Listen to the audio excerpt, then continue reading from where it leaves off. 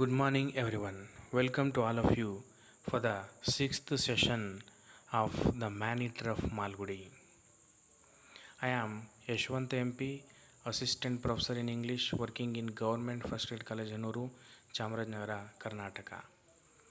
In this session, we will see the problems faced by Nataraj and the attitude of the adjournment lawyer. Vasu was a man of his word. He wasted neither his time nor his bullets.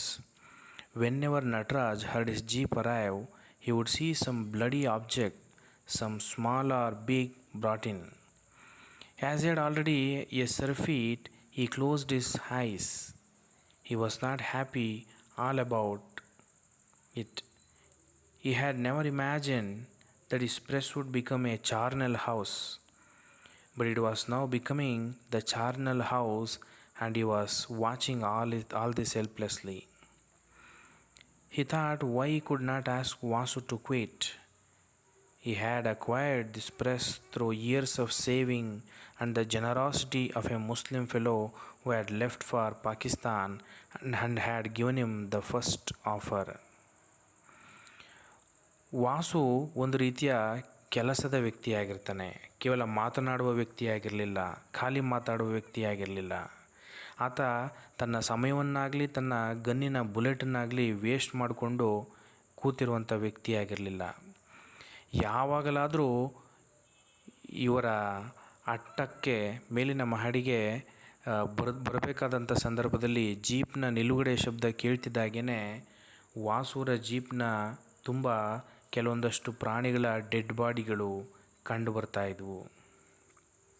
ಅದನ್ನೆಲ್ಲ ನೋಡಿ ಸಾಕಾಗಿದ್ದಂತಹ ನಟರಾಜ್ಗೆ ಆ ಪ್ರಾಣಿಗಳ dead ಬಾಡಿಗಳನ್ನ ನೋಡೋದ್ರ ಬದಲು ಕಣ್ಣನ್ನು ಮುಚ್ಕೊಳ್ತಾ ಇರ್ತಾರೆ.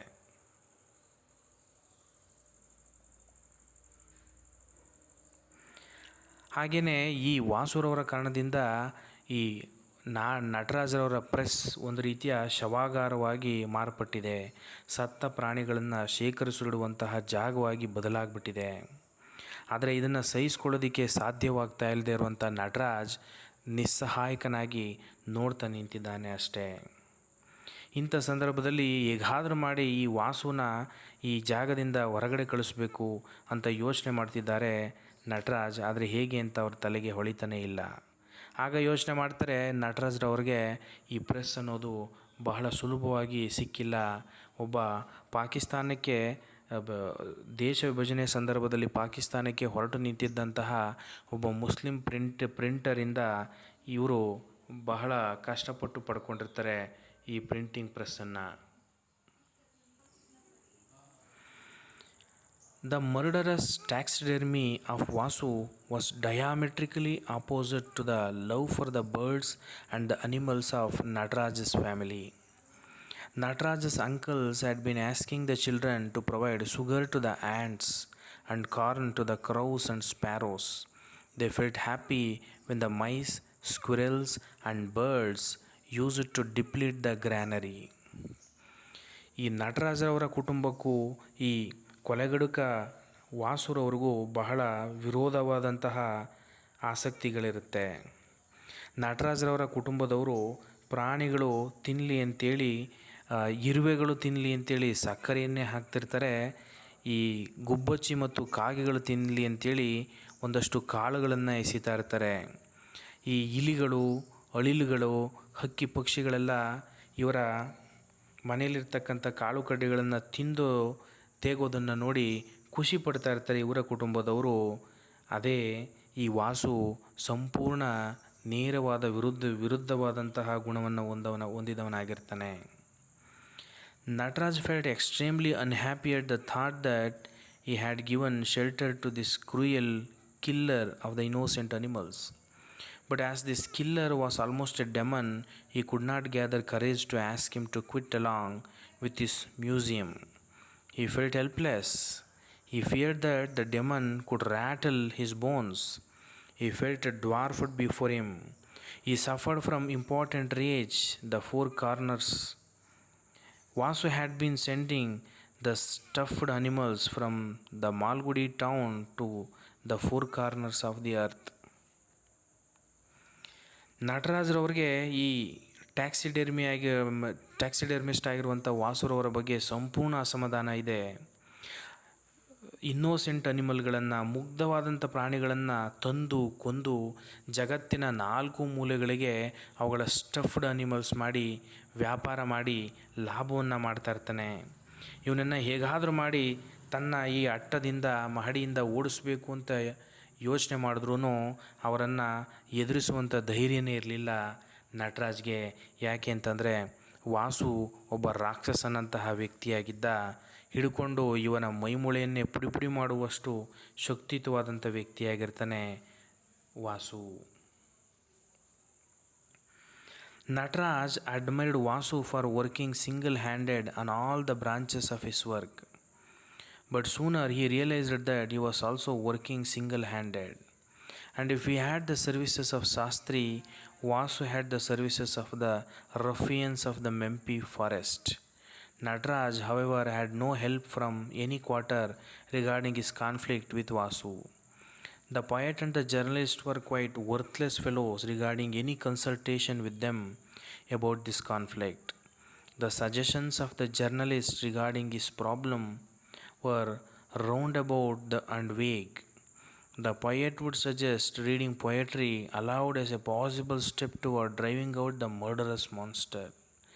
Nataraj's wife was also of no use. She simply told that he should ask Vasu to go away. Nataraj ಹೇಗಾದರೂ ಮಾಡಿ ಈ ವಾಸುವನ್ನು ತಮ್ಮ ಈ ಪ್ರಿಂಟಿಂಗ್ ಪ್ರೆಸ್ಸಿಂದ ಹೊರಗಡೆ ಹಾಕೋದಕ್ಕೆ ಏನು ಮಾಡಬೇಕು ಅಂತ ತನ್ನ ಆತ್ಮೀಯ ಬಳಗವನ್ನು ಕೇಳಿದಾಗ ಎಲ್ಲರೂ ನಿಸ್ಸಹಾಯಕರಾಗಿರ್ತಾರೆ ಹಾಗೂ ಯಾರೂ ಸಹ ಸರಿಯಾದ ಮಾರ್ಗವನ್ನು ತೋರಿಸೋದೇ ಇಲ್ಲ. ಇವನ ಸ್ನೇಹಿತ ಕವಿ ಹೇಳ್ತಾನೆ ಅಂದರೆ, ಜೋರಾಗಿ ನೀನು ಪದ್ಯಗಳನ್ನು ಓದು, ಅದು ಆ ರಾಕ್ಷಸನಿಗೆ ಡಿಸ್ಟರ್ಬ್ ಆಗಿ ಅವನಿಂದ ಬಿಟ್ಟು ಹೋಗ್ತಾನೆ ಅಂತೇಳಿ. ಶಾಸ್ತ್ರಿಯನ್ನು ಕೇಳಿದಾಗ ಸುತ್ತಿ ಬಳಸಿ ಹೇಳಿದ್ದು ನಟರಾಜ್ಗೆ ಅರ್ಥವೇ ಆಗೋದಿಲ್ಲ. ನಟರಾಜ್ ವೈಫ್ ಸೀತಾನ ಕೇಳಿದ್ರೆ, ನೀವು ಸುಮ್ಮನೆ ಸೈಲೆಂಟಾಗಿ ಅವ್ರಿಗೆ ಹೊರಟೋಗಿ ಅಂತ ಹೇಳಿಬಿಡಿ ಅಂತ ಹೇಳ್ತಾರೆ. ನಟರಾಜ್ಗೆ ಯಾರೂ ಸಹ ಅಂತಹ ಪ್ರಬಲವಾದ ಸಹಾಯಕರು ಸಿಕ್ಕೋದೇ ಇಲ್ಲ ಈ ವಿಚಾರದಲ್ಲಿ. Nataraj waited for a chance to have a word with Vasu. At last he struck the following note on the attic door: "May I have a word with you when you have the time." One morning, after 3 days, Vasu came to him. There was a frown on his terrible face. Nataraj's heart sank at the sight of him. Here is a piece of dialogue between the two. I said, "Vasu, I don't want you to mistake me. Have you been able to secure a house?" "Why?" he asked, suddenly freezing. "I just thought I might ask you, that's all." Not the sort of question a supposedly hospitable person should ask of his guest. It's an insult. I said very casually, "I asked because I require the place for. He asked aggressively and waited for my answer. "Someone is coming to stay with us and he wants." "How many rooms in your own house are occupied?" was asked. "Should one go into all that now?" "Yes, the question is of interest to me," he said and added, "Otherwise, I would not mind if you had all your relatives in the world come and live with you." I toned my repartee down to a cold business-like statement. My guest is a man who likes to stay by himself. Then why should he seek solitude in the noisy press? I had no answer, and he said after some reflect, "For years you did nothing more than household decaying paper there. Now I have made it slightly habitable. You are getting ideas. Do you know how much it has cost me to make it livable in? The mosquitoes and other vermin would eat you up if you were slightly careless. The roof tiles hit your head. There are cobwebs, smoke, and in summer it's a baking oven. No one but a fool like me could have agreed to live there." Nataraj ವಾಸುನ ಜೊತೆ ಈ ಅಟ್ಟದಿಂದ ಹೊರಹೋಗು ಅಂತೇಳಲಿಕ್ಕೆ ಮಾತಾಡಬೇಕು ಅಂತೇಳಿ ಬಹಳ ಸಮಯದವರೆಗೂ ಕಾಯ್ತಾರೆ. ಒಂದು ದಿನ ಒಂದು ನೋಟಿಸನ್ನು ವಾಸುನ ಬಾಗಿಲಿಗೆ ಅಂಟಿಸ್ತಾನೆ, ನಿಮಗೆ ಸಮಯ ಸಿಕ್ಕಾಗ ನಾನು ನಿಮ್ಮ ಹತ್ರ ಮಾತಾಡಬೇಕು ಅಂತೇಳಿ. 3 ದಿನಗಳ ನಂತರ ವಾಸು ಬರ್ತಾನೆ. ವಾಸು ಬಂದು ಆ ಮೆಸೇಜನ್ನು ಓದಿ ನಟರಾಜ್ ಅವರ ಜೊತೆ ಮಾತಾಡಬೇಕು ಅಂತೇಳಿ ಬರ್ತಾನೆ. ಆಗ ಇಬ್ಬರ ನಡುವೆ ಒಂದಷ್ಟು ಮಾತುಕತೆ ನಡೆಯುತ್ತೆ. ಆಗ ನಟರಾಜ್ ಕೇಳ್ತಾನೆ, ವಾಸು ನಿಮಗೆ ಬೇರೆ ರೂಮು ಸಿಕ್ಕಿತಾ, ಬೇರೆ ಮನೆ ಜಾಗ ನಿಮಗೆ ಹೋಗಲಿಕ್ಕೆ ಸಿಕ್ಕಿದೆಯಾ ಅಂತ. ವಾಸು ಕೇಳ್ತಾನೆ, ಯಾಕೆ ಅಂತ.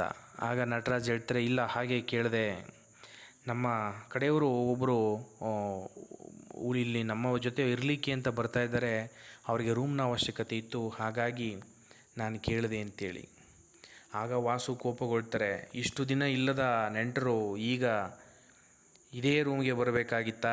ಅದು ಅಲ್ಲದೆ ಈ ಶಬ್ದ ಮಾಡುವಂಥ ಪ್ರಶ್ನೆ ಮೇಲೆ ಏಕಾಂಗಿಯಾಗಿ ವಾಸ ಮಾಡಬೇಕು ಅಂತ ಯಾರು ಬಯಸ್ಕೊಂಡು ಬರಬೇಕು ಅಂತಿದ್ದಾರೆ ಅಂತ ಕೋಪದಿಂದ ಕೇಳ್ತಾರೆ.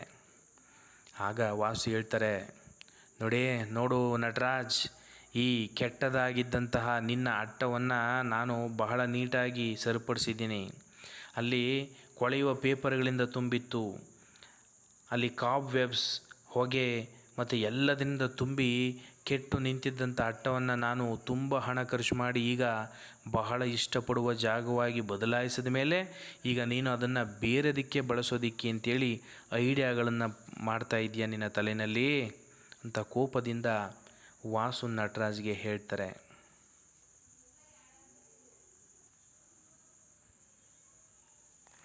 Vasu had gone, leaving Nataraj in the lurch. He felt he should always remain surrounded by the dead animals. His press had become Noah's Ark. He cursed himself for offering Vasu shelter. No one could understand his predicament. Only Shastri grasped the situation and cheered him. There was for Nataraj no hope to get rid of Vasu. He was lulled into a state of resignation. 5 days after the preceding event, Nataraj received a brown envelope from the house rent controller which read as follows: You are hereby asked to show cause why proceedings should not be instituted against you. The charges against Nataraj were that he had given part of his press for rent without permission to one Mr. Vasu. He was trying to evict a tenant by unlawful means. He was not maintaining the house in a habitable condition, and he was involving the said tenant in great loss, damage and expenses. Nataraj ಈ ಇವರಿಬ್ಬರ ನಡುವೆ ಮಾತುಕತೆ ಆದಮೇಲೆ ಬಹಳ ನೊಂದುಕೊಂಡು ಯೋಚನೆ ಮಾಡ್ತಾ ಹೋಗ್ತಾರೆ. ಈ ವಾಸುಗೆ ಸತ್ತ ಪ್ರಾಣಿಗಳ ಸುತ್ತನೇ ಬದುಕೋದಕ್ಕೆ ಬಹಳ ಇಷ್ಟವೇನೋ ಅಂಥೇಳಿ ನನ್ನ ಈ ಅಟ್ಟವನ್ನು ಈ ರೀತಿ ಬದಲಾಯಿಸ್ಕೊಡಿನಲ್ಲ ಅಂಥೇಳಿ ಶಾಪ ಹಾಕಿಕೊಂಡು ತಮ್ಮ ಪಾಡಿಗೆ ತಾವು ಹೋಗ್ತಾರೆ ನಟರಾಜ್. ಈ ಸಂದರ್ಭವನ್ನು, ಈ ಬೇಸರವನ್ನು ಗಮನಿಸಿದಂತಹ ಶಾಸ್ತ್ರಿ ನಟರಾಜ್ಗೆ ಸಂತೋಷಪಡಿಸಲಿಕ್ಕೆ ಪ್ರಯತ್ನಿಸ್ತಾರೆ. ಆದರೆ ನಟರಾಜ್ಗೆ ಅನಿಸುತ್ತೆ, ನಾನು ಯಾವ ಕಾರಣಕ್ಕೂ ಈ ವಾಸುನಿಂದ ಬಿಡುಗಡೆಯನ್ನು ಹೊಂದೋದೇ ಇಲ್ವೇನೋ ಅಂತ. ಹೀಗೆ ಇರಬೇಕಾದ್ರೆ 5 ದಿನಗಳ ನಂತರ ಇವ್ರಿಗೊಂದು ಕಂದು ಬಣ್ಣದ ಕಾಗದ ಬರುತ್ತೆ. ಕಂದು ಬಣ್ಣದ ಕವರ್ನಲ್ಲಿ ಒಂದು ಲೆಟರ್ ಬರುತ್ತೆ. ಅದು ಹೌಸ್ ರೆಂಟ್ ಕಂಟ್ರೋಲರಿಂದ. ಅಲ್ಲಿ ವಾಸು ಹೋಗಿ ನಟರಾಜನ ಮೇಲೆ ಕಂಪ್ಲೇಂಟನ್ನು ನೀಡಿದ್ದಾನೆ. ಏನಂತ, ಸರ್ಕಾರದ ಅನುಮತಿ ಇಲ್ಲದೆ ಈ ವಾಸುಗೆ ನಟರಾಜ್ ಬಾಡಿಗೆಗೆ ನೀಡಿದ್ದಾನೆ. ಹಾಗೂ ಈಗ ಈ ಬಾಡಿಗೆದಾರನನ್ನು ಕಾನೂನಿಗೆ ವಿರುದ್ಧವಾಗಿ ಖಾಲಿ ಮಾಡಿಸ್ಬೇಕು ಅಂತ ಪ್ರಯತ್ನಿಸ್ತಾ ಇದ್ದಾನೆ. ಹಾಗೂ ನಟರಾಜ್ ಆ ಮನೆಯನ್ನು ಸರಿಯಾದ ಸುಸ್ಥಿತಿನಲ್ಲಿ ಇಟ್ಟಿಲ್ಲ. ಇದರಿಂದಾಗಿ ವಾಸುಗೆ ಬಹಳಷ್ಟು ನಷ್ಟ ಉಂಟಾಗಿದೆ, ತೊಂದರೆಯಾಗಿದೆ ಅಂತ ತನ್ನ ಕಂಪ್ಲೇಂಟಲ್ಲಿ ಸೇರಿಸಿದ್ದಾನೆ Vasu. The court had given him 3 days time to attend to it. Nataraj suffered from a shuddering fear. He did not disclose the court matter to anyone. He feared that if he revealed the matter, everyone would blame him and would say, "After all, it was you who agreed to take the man in." Out of frustration and a feeling of vengeance against himself, he attended to his work, listened to the jokes, and responded to them. He imagined that he would be taken straight from the court to jail. Vasu would chase out Shastri and the customers and would convert his press into a museum of dead animals. People would forget in due course of time that it was a press and would call it a museum. His wife and child would tend for themselves and would visit him on permissible days. People would undoubtedly sympathize with him but would say, "Who asked him to encourage the man anyway? He brought it all on his own head. Let him not blame others." ಕೋರ್ಟಿಂದ summons ಬರ್ತಿದ್ದಾಗೇ ನಟರಾಜ್ಗೆ ದಿಗ್ಭ್ರಾಂತಿ ಉಂಟಾಗುತ್ತೆ. ಈ ವಿಷಯವನ್ನು ತಾನು ಯಾರೊಂದಿಗೂ ಹೇಳ್ಕೊಳ್ಳೋದಕ್ಕೆ ಸಾಧ್ಯ ಆಗೋದಿಲ್ಲ. ಯಾಕೆ ಅಂತಂದರೆ ಎಲ್ಲರೂ ಇವನನ್ನು ಬೈಯುವವರೇ ಆಗಿರ್ತಾರೆ. ಯಾಕಂದರೆ ಈ ವಾಸುವನ್ನು ತನ್ನ ಅಟ್ಟಕ್ಕೆ ಸೇರಿಸಿಕೊಳ್ಳುವುದಕ್ಕೆ ಒಪ್ಪಿದ್ದು ಇದೇ ನಟರಾಜ್ ಅಂತೇಳಿ. ಕಡೆಗೊಮ್ಮೆ ನಟರಾಜ್ ಯೋಚನೆ ಮಾಡ್ತಾನೆ, ಹೀಗೆ ಬಿಟ್ಟರೆ ವಾಸು ಈ ಅಟ್ಟವನ್ನು ತನ್ನ ಮ್ಯೂಸಿಯಮ್ ಆಗಿ ಮಾಡ್ಕೊಂಡು ಬಿಡ್ತಾನೆ. ತನ್ನ ಮ್ಯೂಸಿಯಮ್ ಆಗಿ ಮಾಡ್ಕೊಂಡ್ಮೇಲೆ ಇವನ ಹೆಂಡತಿ ಮಕ್ಕಳು ಕೂಡ ಇವರ ಪ್ರಾಪರ್ಟಿ ಒಳಗೆ ಹೋಗಬೇಕು ಅಂದರೆ ಪರ್ಮಿಷನ್ನ ತೆಗೆದುಕೊಂಡು ಹೋಗಬೇಕಾಗುತ್ತೇನೋ ಅನ್ನುವಂಥ ಪರಿಸ್ಥಿತಿ ಬಂದ್ಬಿಡುತ್ತೇನೋ ಅಂತ ಯೋಚನೆ ಮಾಡ್ತಿದ್ದಾನೆ ನಟರಾಜ್. ಕಡೆಗೆ ಎಲ್ಲರೂ ಏನು ಹೇಳ್ಬೋದು ಅಂತ ಯೋಚನೆ ಮಾಡ್ತಾನೆ. ಇನ್ನೇನು ಹೇಳ್ತಾರೆ, ನಿನ್ನನ್ನು ಯಾರು ಆ ವಾಸುವನ್ನು ಒಳಗೆ ಸೇರಿಸ್ಕೊಳ್ಳೋದಕ್ಕೆ ಹೇಳಿದ್ದು? ಈಗ ನೋಡು, ಎಲ್ಲವನ್ನು ನಿನ್ನ ತಲೆ ಮೇಲೆ ನೀನೇ ಹಾಕ್ಕೊಂಡಿದ್ಯಾ. ಈಗ ನೀನು ಬೇರೆಯವರಿಗೆ ಬೈಯೋದಕ್ಕಾಗೋದೇ ಇಲ್ಲ ನಿನ್ನ ತಪ್ಪಿಗೆ ಅಂತ ಬೇರೆಯವರೆಲ್ಲ ಹೇಳ್ತಾರೆ ಅಂತ ನಟರಾಜ್ ತನ್ನ ಬಗ್ಗೆ ತಾನೇ ಯೋಚಿಸ್ತಾ ಇದ್ದಾನೆ. On the last day of his freedom, Nataraj met the adjournment lawyer while returning from his usual trip to the river. As the lawyer had not paid him the charges for the printing of marriage cards, he looked panic-stricken and said, "Just today I was planning to see you at the press." When Nataraj asked about the welfare of his family, he complained of the dowry and told that on every occasion throughout the year he had to spend 100 rupees to please the son-in-law and his parents. When he said that it were mainly the ladies who demanded throughout the year one thing or the other and the ladies who fulfilled them, Nataraj thought that the wife of the lawyer could take interest in the payment of his bill. The lawyer expressed his regret for not having paid his bill earlier. But when Nataraj told that he wanted to see him on a legal matter, he stood on his own ground and began to speak proudly. When Nataraj asked him if he could meet him at his residence, the lawyer told him that he should see him at his office. His office was above a cotton warehouse. The cotton bluff was always flying about the clients who want to meet him once, never come again because they sneezed interminably and coughed. But the lawyer wanted his inexperienced clients to meet them at his office to catch cough and cold. Moreover, his narrow room above the cotton shop had only one chair so that the clients had to stand for hours together. ಹೀಗೇ ನಟರಾಜ್ ಯೋಚನೆ ಮಾಡ್ತಿರ್ಬೇಕಾದ್ರೆ ಒಂದು ಬೆಳಿಗ್ಗೆ ಲಾಯರನ್ನು ಭೇಟಿ ಮಾಡ್ತಾನೆ. ಅವರು ಸರಿಯೂ ನದಿಯಿಂದ ತಮ್ಮ ಸ್ವಚ್ಛತಾ ಕಾರ್ಯವನ್ನು ಮುಗಿಸ್ಕೊಂಡು ವಾಪಸ್ ಹೋಗ್ತಾ ಇರಬೇಕಂತ ಸಂದರ್ಭದಲ್ಲಿ ನಟರಾಜ್ ಆ ಅಡ್ಜರ್ನ್ಮೆಂಟ್ ಲಾಯರ್ನ ಭೇಟಿ ಮಾಡ್ತಾರೆ. ಆ ಲಾಯರ್ ಅವರ ಮಗಳ ಮದುವೆಗೆ ಪ್ರಿಂಟ್ ಮಾಡಿಸ್ಕೊಂಡಿದ್ದಂತಹ ಮದುವೆ ಕಾರ್ಡ್ನ ಚಾರ್ಜಸನ್ನು ಇನ್ನೂ ಕೊಟ್ಟಿರೋದಿಲ್ಲ.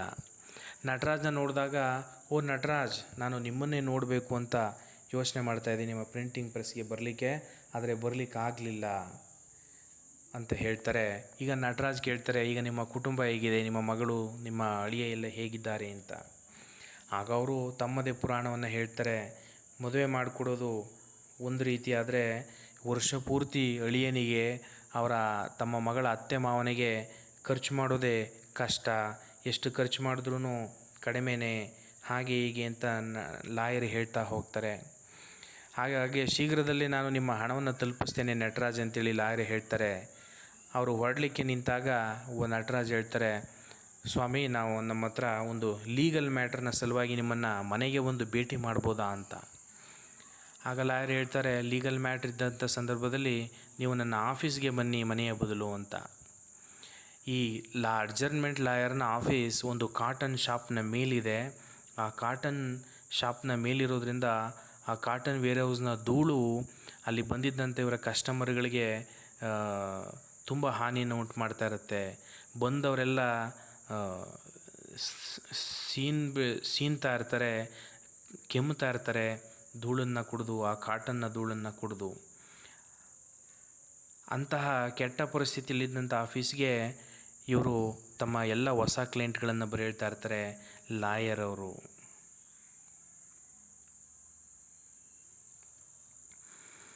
Nataraj went to his office sneezing. His sneezing had announced his arrival, and seeing him there appeared a beautiful smile on the face of the lawyer. The lawyer's single tooth was exposed. He himself never sneezed. He seemed to feel that his superior physique was a gift from God. Nataraj stood in front of his table like a supplicant and placed before him the brown document. He remained standing there. The lawyer seemed to delight in punishing his clients. ಕಡೆಗೂ ನಟರಾಜ್ ಈ adjournment ಲಾಯರ್ನ ಆಫೀಸ್ಗೆ ಸೀನ್ತಾ ಹೋಗ್ತಾರೆ. ಅಲ್ಲಿ ಇವರು ಸೀನ್ತಾ ಇರಬೇಕಾದ್ರೇ ಲಾಯರ್ಗೆ ಗೊತ್ತಾಗುತ್ತೆ ಇವರು ಬಂದಿದ್ದಾರೆ ಅಂತೇಳಿ. ಅವರನ್ನು ನಟರಾಜನ್ನು ನೋಡಿದಂಥ ಲಾಯರ್ ನಗುತ್ತಾ ತಮ್ಮ ಒಂದು ಬಾಯಲ್ಲಿ ಕಾಣುವ ಒಂದು ಸಿಂಗಲ್ ಹಲ್ಲನ್ನು ತೋರಿಸ್ತಾರೆ.